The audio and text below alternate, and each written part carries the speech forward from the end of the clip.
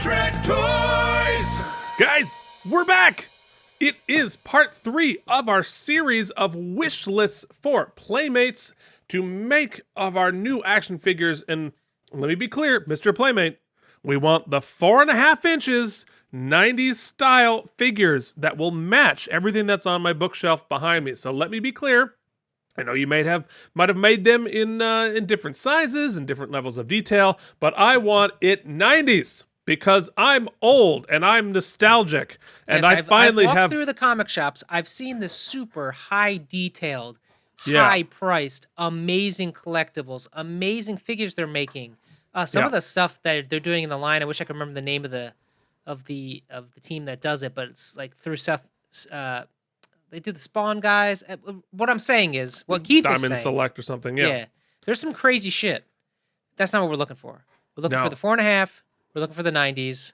Yeah. Just make this man's dreams come true, please. Yeah. Yeah. Don't make them better than the 90s. I want them exactly. I want them in low definition. All right. I'll move on. Here we go. Here is the top 20 action figures that I want, starting with number 20, Anorax from the Star Trek Voyager Year of Hell Part 1 and Part 2, which many people consider the greatest episodes of Voyager. Of course, this is Kurtwood Smith from That 70s Show, who plays sort of the bad guy who controls timelines. And he's trying to restore timelines to save his family, but in doing so, messes up all sorts of things for Voyager. So they spend a year in like the absolute most dire, horrible situations, and it's very dark. It's kind of scary, and yet the bad guy we feel for because he's trying to save his family. It's a really, really good 2-part episode taking place over the course of an entire year. Definitely deserves a figure. Little known fact, Keith, my middle school heavy metal band was named Anorax, and our first album was actually called Year of Hell. Was it? Yeah. Big Voyager fans in middle school? No, we had no idea. It's just total random. All right, let's go to number 19. Another legendary guest star. It's Captain Jellico from the Star Trek The Next Generation episodes Chain of Command Parts 1 and 2. A very controversial character who came in and replaced Picard. And on the podcast I listened to, some people think he was a good captain, some people think he was a bad captain, but he was certainly a memorable captain. 2 things he did that made the Enterprise better. Can you guess what those are? 1, he got rid of the fish in Picard's office, which Patrick Stewart thought was anachronistic. They wouldn't have confined a fish to that small of an area. Okay. And 2, he told Troy to wear a Starfleet uniform as she was a commander and get her out of all of those silly va-va-voom outfits, which I think Marina Sirtis was very happy about. And we were able to get Troy in her Starfleet uniform. So that wasn't going to be my guess, but I was going to guess that he asked that they CGI buttholes onto all of the crew, because obviously Jellico is right. Cats. That was the third thing he did. Yeah. They didn't have the budget for it. Then they had to animate them. Just did it with like a Sharpie. But, whatever. And of course, that's Ronnie Cox, who played Captain Jellico. Let's go to number 18. I love that Keith just definitely blew through my joke because he knew that he hated it and it was terribly serving our show. I went with you. I did yes and. Okay. I just, we yes and to the next number. This is number 18, a Heroine soldier from Star Trek Voyager. We see them several times. They are sort of badass. They're kind of rip-off of Predator. Yeah, definitely. Where they're a species who basically just want to run around the universe hunting other species. Kind of a ripoff of Predator? Woof! Or a bold, brave, and clear ripoff of Predator. But they're really fun, and they actually come up with a really interesting Star Trek solution to their problem by giving them holodecks. so they can hunt whatever they want within the confines of a holodeck. But then they continue that story, and that goes wrong. So it's really fascinating to see how they go. They've also had some great Star Trek actors playing Herodians. So I don't know if you want to make the one that Tony Todd played or one that J.G. Hertzler played, but I don't know. It's such a badass figure. Give us a Herodian soldier or two, wouldn't you say? Yes. Yeah, and They if got you can big get guns. if you can get Schwarzenegger in there too, do it. Yeah, great. He never played the Predator. He That just- was he- Van Damme before he quit. No, he fought the Predator. He fought the Predator. Yeah. All right, let's go to number 17. Who is it? It is Inaubrentain. John Lovitz. Oh, not quite, but you're going to like this. So Inaubrentain was the leader of the Obsidian Order, the secret police of the Cardassians on Deep Space Nine. Great character, great actor. He played by Emmy nominee for the show we also do on KME Entertainment about The Practice. It's Paul Dooley, who Oh, played Paul Judge Dooley. Swackheim. That is not a vagina on his forehead. That is I got a little question. I hope it saves it. That's the question. Yes, the Cardassians do have a slur in canon is calling them spoonheads. Ah, yes.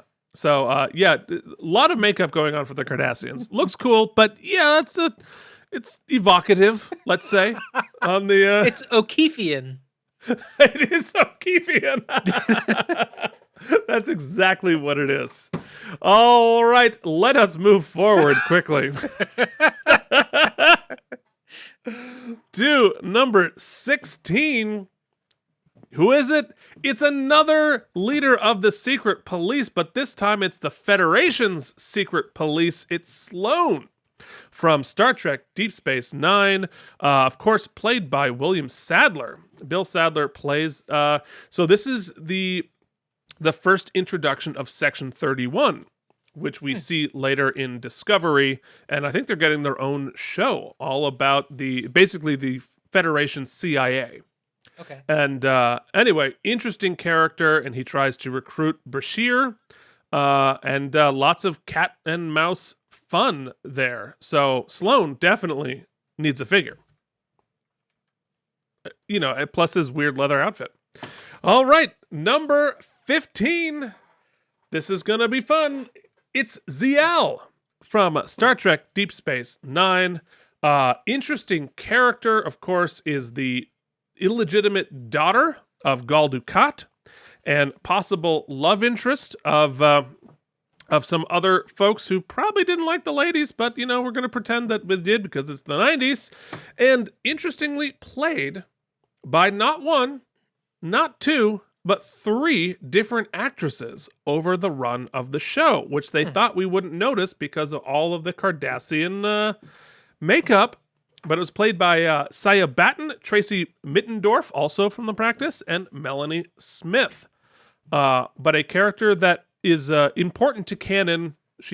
Her character pushes the story forward a fair amount, and Check therefore, out like the vein going up through the nose. Like that is clearly makeup, but it's so cool.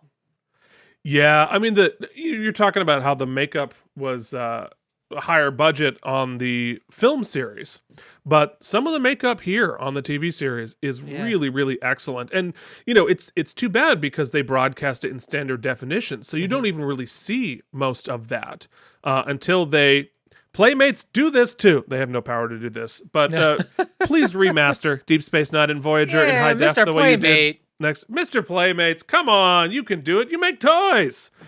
Okay, let's go to number 14. What? Is old Jake Cisco from the Deep Space Nine episode The Visitor, which is one of the finest episodes, not only of Deep Space Nine, but of television that I've ever seen. Okay.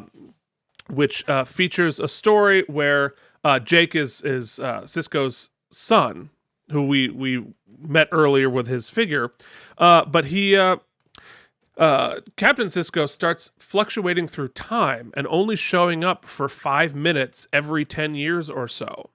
All right. And so we follow all the way to the future to Jake. His son is an old man and trying to deal with the loss of his father, who keeps coming back every 10 years or so, and trying to solve the problem and having to give up and move on with his life, and he becomes a writer. Anyway, it's a really, really good episode featuring a stunning performance by Tony Todd, who plays old Jake Cisco.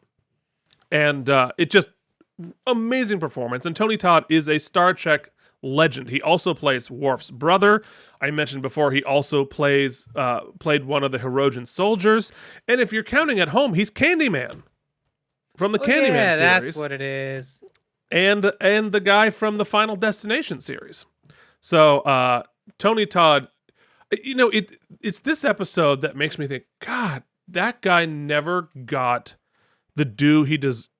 Still the due he deserves as an actor, because he is a phenomenal dramatic actor that deserves to break out and be doing other work other than his terrific sci-fi work, which is no slight on sci-fi whatsoever.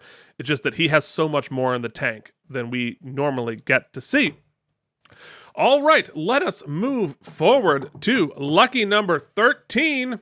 It's another box set. Playmates, you can charge a lot for the box sets. It is the full cast from the Deep Space Nine episode Far Beyond the Stars. A really, really profound episode, primarily about racism and dealing with it in a very complex and deep way by sort of shifting into this alternate reality where all of our heroes are writing sci-fi stories in the 40s. And Cisco plays a writer who dreams of Deep Space Nine and starts writing stories about it, and they become popular. But of course, because he is black, he's not able to be credited or paid fairly for his work. It's like a Neil Simon play. Yeah, and it's beautiful and fascinating, and the performances are stunning in this. It's also really fun because we get to see all of our cast members as aliens out of their makeup. So that's in the picture there, that's Armin Shimmerman, who's Quark, out of his makeup. And so they worked in all of our major cast and a lot of our guest stars in their regular human faces in this episode. It's really, really cool, and I'd like to see them all out of their get-ups and have action figures of them. So let us move on. It's another box set. Just ding, ding, ding, Playmates. Man, Keith is going broke right now. I really am. I need to take out another mortgage. Here we go. It is the cast of Star Trek Voyager from the Bride of Chaotica series. And so what we have here, it's a holodeck series that Tom and Harry do that is sort of based on, the old-timey 40s and 50s serials, the sci-fi serials. And what's really fun about it is, it's like all this old-timey bad special effects on purpose, but it's also in black and white when they do it. And so you have all of our cast playing various ridiculous characters from these old serials. And so they all have silly things to wear, and I really want the figures themselves to stay in black and white. So if the figures themselves are in grayscale, I think they'd be fascinating to look at and play with. All right, Mr. Playmate, you heard it here first. Yep, there it is. And the last one before we hit the top 10, folks. The top 10. It's Vic Fontaine from Star Trek Deep Space Nine. Mike, did you know that the last couple of seasons of Deep Space Nine are practically a musical? As a matter of fact, now I do. Now you do, because they spend a lot of their time on the holodeck in a 1960s Vegas simulation with Vic Fontaine as a sort of a Frank Sinatra that they interact with and becomes a major character on the show. And of course, that's played by James Darren, the actual singer, who sings a ton on the show. So we get all of that old Sinatra era music mixed through the entire last couple of seasons, which is good because it adds a little bit of lightness, because those last 2 seasons are like dark in the middle of like a horrible war happening. It's so good. And and Jimmy Darren is so charming and so good on the show. And I can't conceive of why we don't have a figure, because by the end of season 7, he's practically a main cast member.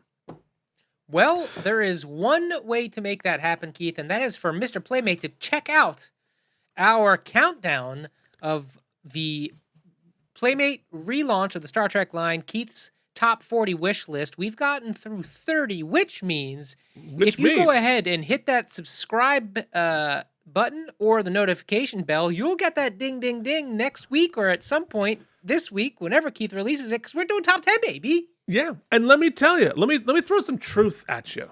Okay. The more of you who watch, share, comment, like, and subscribe on this, the more likely Mr. Playmates is going to notice this and think, you know what? There's money to be made on these figures. So the bigger our count is here, the more likely it's going to come true. Or Mrs. Playmates or Ms. Playmates or whoever. However Playmate identifies. Baron Playmate. Baron Playmate? Yes, exactly. Yes. Yes. So make it come true. Manifest these figures by sharing this. And we will see you back for the top 10 here on Look at my Star Trek toys!